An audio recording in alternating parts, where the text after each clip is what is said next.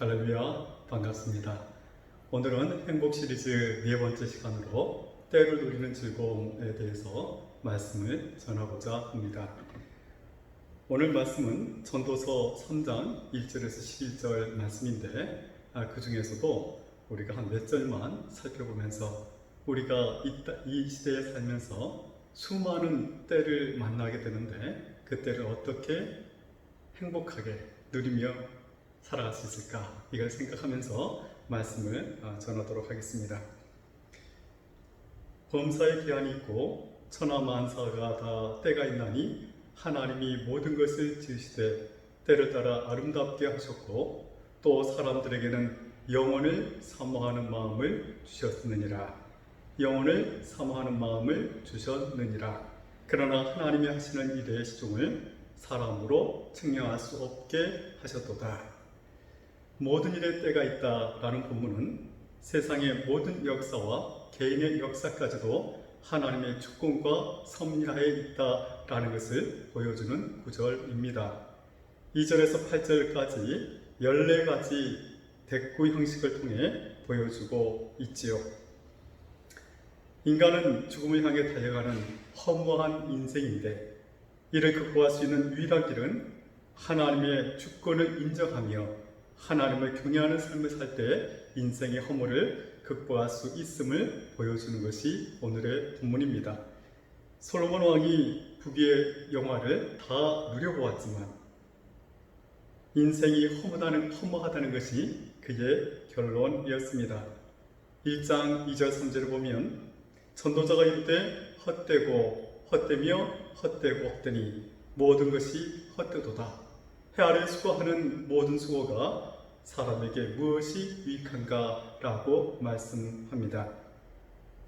하나님 없는 인생의 허무함을 노래하고 있는 것입니다.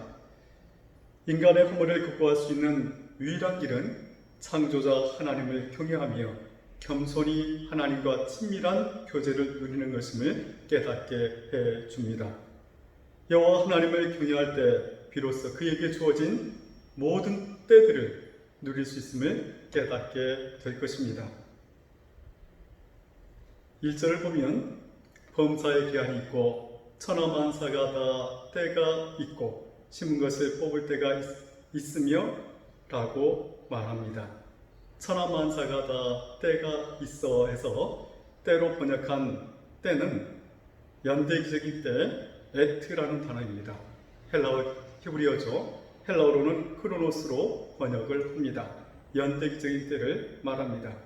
범사의 기한이 있고 해서 기한은 은혜의 때, 정해진 때인 은혜인 때인 제만을 의미하는데 제만이라는 이 단어는 헬라어로 카이로스가로 번역이 됩니다. 2절 8절은 연대기적인 에트라는 때를 주로 사용하고 있습니다. 크로노스의 때이죠. 그러나 이 크로노스 안에 카이로스가 은혜의 때가 여기에 제만이라는 이 단어가 카이로스가 들어있는 것을 보게 됩니다.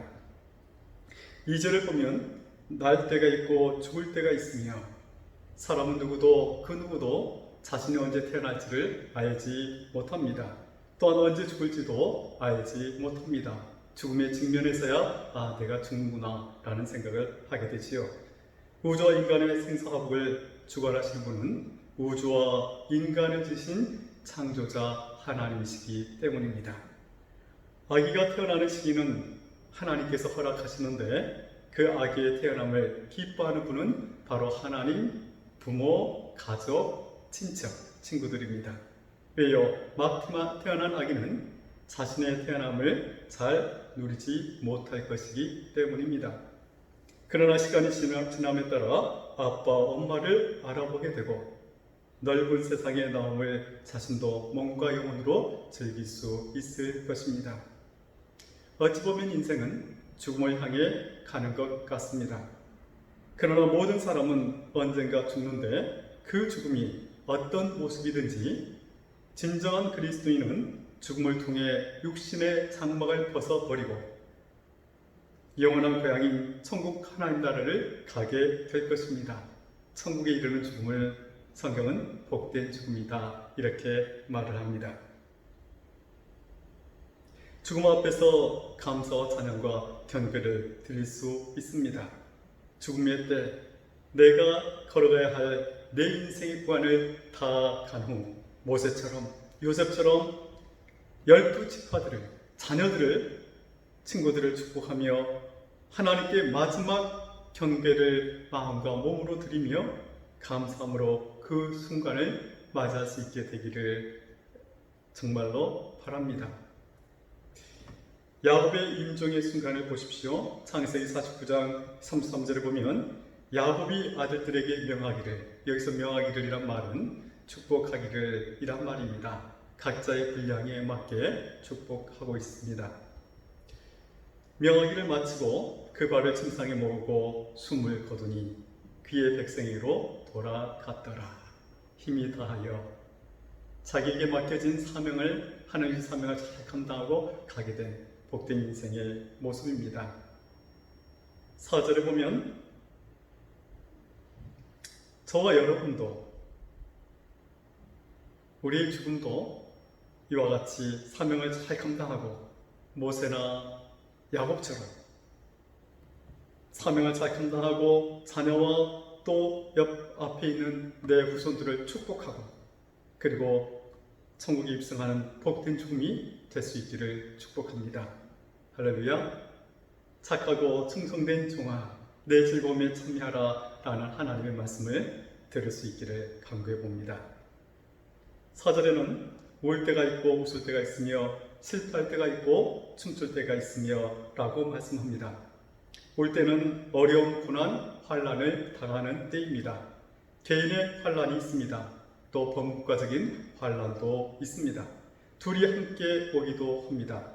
하나님께서 징계하시기 위해 칼과 기근과 전염병을 보내는 때입니다. 지금은 코로나19로 전 세계가 하나님의 징계를 받는 가운데 있습니다. 지난 7월 3일 통계로 세계 확진자가 1100만 1688명이었고 사망자가 52만 3900명이나 되었습니다. 국내 확진자가 12,967명이고 사망자가 282명이나 늘어났습니다. 바로 전염병이 도는 지금 시기는 전 세계가 그리스도 앞에 전 세계 그리스도인들이 회개하며 울 때입니다. 진정한 회개는 하나님의 치료, 여호와 라파의 치료를 가져올 것입니다. 큰 소용돌이가 바다를 거세게 뒤엎어 놓으면 바다가 깨끗하게 정화되듯이 새롭게 되듯이 블랙홀이 별들을 빨아들이고 다시 새롭게 해서 내보내듯 회개는 하나님의 은총을 입게 합니다. 겸손히 주님 앞에 무릎 꿇게 하는 은혜를 입습니다. 하나님 말씀대로 살지 못한 이 기갈에서 여호와 하나님 말씀으로 돌아올 때 하나님의 치료하심을 만나게 될 것이며 회개가 가져다주는 마음의 평강과 기쁨을 누릴 수 있을 것입니다. 고집쟁이 요나 선지자를 아시죠? 그는 하나님께 반기를 들고 하나님 말씀에 불순종하여 니느웨 성이 아닌 반대 다시스로 가는 배를 탔다가 그는 그만 하나님의 섭리에 의해 바다에 던져지게 되고 하나님 큰 고기를 예비했다가 그 뱃속에서 위에 이 뿜어나오는 가운데 머리가 다 망가지고 온몸의 살갗이 힘들어지는 고통 속에서 그는 비로소 자기의 고집을 회개하고 하나님께 용서를 구합니다. 그리고 찬송하지요. 감사를 드립니다. 그리고 나서 그는 회개한 다음에 3일 동안 거래해야 되는 그런 니느웨 큰 성읍에서 단 하루 동안 외치며 다녔습니다. 40일이 지나면 니느웨가 무너지리라. 너무도 놀랍게도 거기에 있는 왕부터 시작하여 베옷을 입으며 머리에 채를 뒤집어 쓰고 그리고 왕이 금식을 선포합니다. 모든 백성만 아니라 여기에 있는 짐승들까지도 짐승과 소떼, 양떼도 음식과 물도 마시지 않는 철저한 금식을 선포하며 하나님 앞에 회개하며 옷을 찢으며 머리채를 뒤집어 쓰고 회개할 때 우리 하나님 자비와 인애가 풍성하신 하나님께서 니느웨 백성의 죄를 용서하시고 그들을 다시 하나님의 심판을 유보하는 그런 데까지 가게 된 것을 보게 됩니다. 이쯤 되면 재난에서 벗어나는 것도 하나님의 주권에 속한 것이구나 하는 것을 알 수 있습니다. 할렐루야.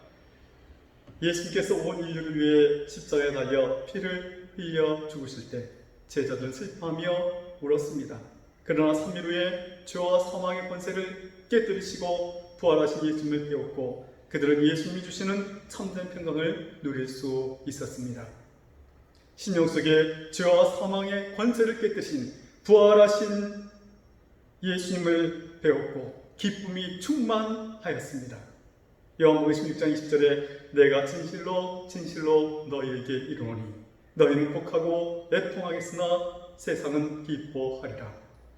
너희는 근심하겠으나 너희 근심이 도리어 기쁨이 되리라. 우리에게도 어려움 중에 이런 회개를 통해 오는 평강과 충만한 기쁨이 있게 되시기를 축복합니다. 위기를 돌파하는 회개의 기도, 진정성 있고 열정적인 기도를 드릴 때 하나님과의 관계 회복의 기쁨, 열정의 기쁨, 세상을 이기고 내 죄성을 이기고 사탄을 물리치는 기쁨이 충만하게 될 것입니다. 하나님 나라의 확장 위에 쓰임받는 의미 있는 인생이 되도록 기도하십시다. 이 땅에 한 번 사는 인생인데 집, 땅, 차 생각하고 자녀 교육, 노후 준비만 하다가 자기 잘난 것, 내 의만 평생 드러나다가 임종을 맞이한다면 하나님 나라를 위해 아무것도 한 것이 없다면 얼마나 비참하겠습니까? 그냥 먹고 살다 죽은 인생 되지 말아야 할 것입니다. 기도하는 사람은 위기 속에서 구원을 받습니다. 겸손을 배우게 됩니다. 말씀을 붙들고 기도하는 사람은 결국 승리하게 될 것입니다. 올 때에도 하나님과 함께하고 웃을 때에도 하나님의 주권과 섭리를 인정하며 그때를 누릴 수 있는 은혜가 있어야 할 것입니다. 6절에 보면 찾을 때가 있고 잃을 때가 있으며 지킬 때가 있고 버릴 때가 있으며 라고 말씀합니다.